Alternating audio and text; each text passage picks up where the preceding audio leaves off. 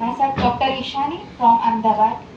Actually અમારા હું આયુર્વેદિક doctor છું અને ગર્ભસંસ્થાનું કામ કરીએ છીએ અને ત્યાં આઈ થિંક 15 દિવસ પહેલાં ધારાબેન અને દિપેશભાઈ અમારા ક્લિનિકમાં આવ્યા હતા અને એમને અમને આ કીટ બતાવી હતી અને હું સાયન્સ તો તરત સમજી જ ગઈ હતી બિકોઝ અમે સ્ટડી કર્યું છે અને કઈ રીતે મેગ્નેટ અને ઓક્સિજન લેવલના લીધે આપણું બ્લડ સર્ક્યુલેશન આખી બોડીમાં કઈ રીતે જાય છે અને સેલ આપણો જે કોષ છે એનો છેલ્લો ખોરાક ઓક્સિજન જ હોય છે અને એ આપણે પહોંચાડી દઈએ તો કોલેસ્ટેરોલ છે, બીપી છે, થાઇરોઇડ, પાર્કિન્સન્સ, કોમાના પેશન્ટ, પેરાલિસિસ બધું ઠીક થાય છે. વેરિકોઝ વેઇન હોય કે કઈ બી વસ્તુ એનો છેલ્લો ખોરાક ઓક્સિજન જ છે અને લોહી મતલબ આપણે ખોરાક લઈએ છીએ, લોહી તો પીતા નથી અને એનું કન્વર્ઝન થાય છે બ્લડમાં અને બ્લડ થકી હિમોગ્લોબિન થકી ઓક્સિજન આખી બોડીમાં વહે છે.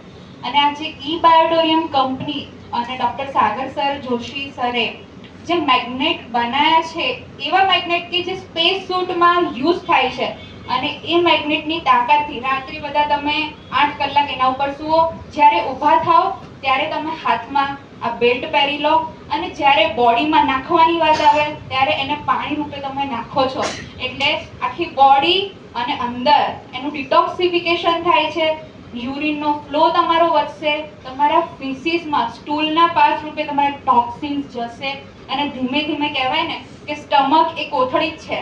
તમે રોટલીને બી 2-3 દિવસ ડબ્બામાં રાખો અને પછી એ ડબ્બાને ખોલો તો શું આવશે? સ્મેલ આવશે, વાસ આવશે. તો બસ એવી રીતે સ્ટમક બેગમાં બી આપણે ખોરાક રાખીએ તો ગેસ એસિડિટી શું છે? એ જ છે ને કે આપણે ઇનપુટ આપીએ છીએ. અત્યારે ઇન્ડિયામાં કેવું છે કે ભાઈ દાળ ભાત શાક રોટલી એ આપણો ખોરાક, પણ અત્યારે બધાની સેડેન્ટરી લાઈફસ્ટાઈલ થઈ ગઈ છે. તમે જુઓ, એક્ટિવા ઉપર ગાડી ઉપર જવાનું, ત્યાં બેસવાનું, પાછું આવવાનું, સૂવાનું. તો અત્યારે એટલો ખોરાક આપણા માટે જરૂરી જ નથી, તો બી આપણે આપે જઈએ છીએ દિવસમાં 2-3 વાર અને એ બધું ત્યાં સડન પેદા થાય અને gas, acidity, varicose vein, cholesterol, BP અને આખું અશુદ્ધ બ્લડ આખા બોડીમાં વહે. એમાં ક્યાં ઓક્સિજન મળે આપણને? અને જે વસ્તુ આપણા શ્વાસ માટે મતલબ કે જે વસ્તુ આપણી જિંદગી માટે જરૂરી છે, શ્વાસ, એના ઉપર તો આપણે કામ કરતા જ નથી.